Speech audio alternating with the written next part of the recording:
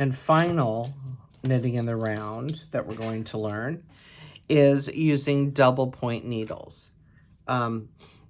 This is what I learned on because circular needles really weren't a thing when I first learned how to knit. So they come in packs of 5 and they come in different lengths. You can knit any of these techniques I'm showing you. You could knit an entire hat project with these different techniques, or cows, etc. Same with double points, except if we're going to start with a hat, you need much longer needles because this isn't going to hold a whole lot. I like to use these for crowns of hats, or for socks sometimes, but I don't use them as much, but I want you to know how to use them because it is a really good technique to learn. They come in packs of 5. What we are going to do is, however many stitches you have, you'll divide them onto your needles. In some patterns, it will tell you to put so many stitches on each needle, especially if you're doing a sock. And which, if you're following the directions, you do not have to use double points for that. You could use something else, but that they just give you that option.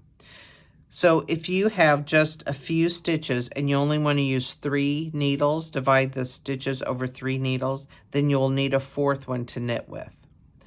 But we are going to use all 5, so I'm going to disperse these 20 stitches over these 4 needles.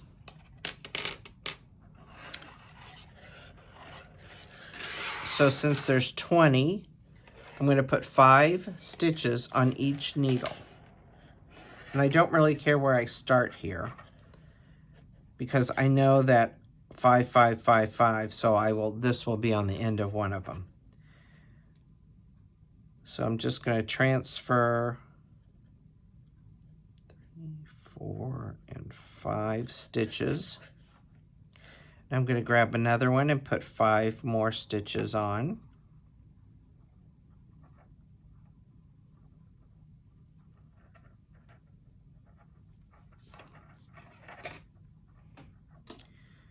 Now I'm going to go over to my last needle and put those 10 stitches on 2 needles.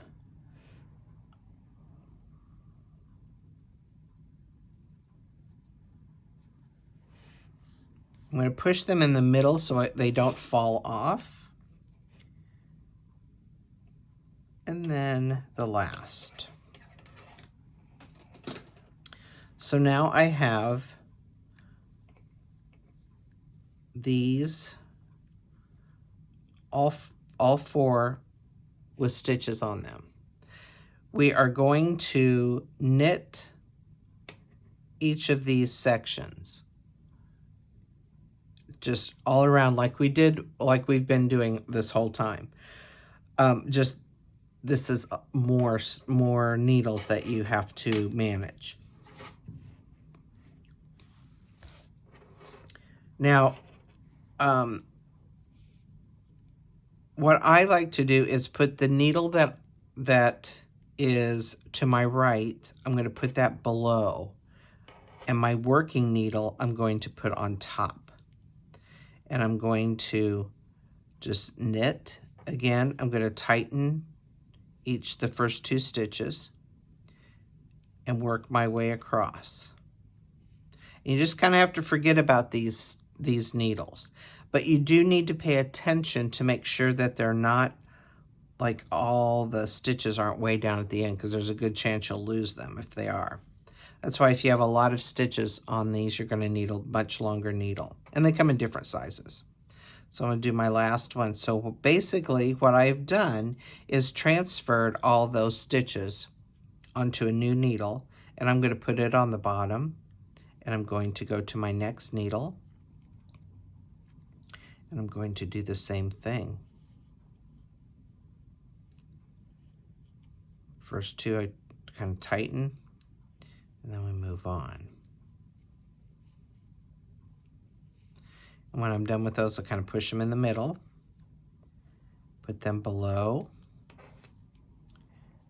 knit,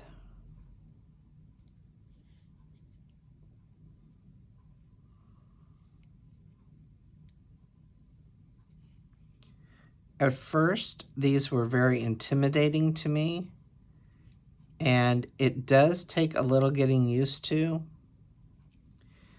Majority of these needles for double points are wooden, so they have a little more grip on for your yarn, and they don't just slide off. And then we just go on around. And you can tell when you're at, so sometimes with these, to know where when you've completed all 4 of them, if you didn't pay attention, is that you'll put a stitch marker actually on the fabric.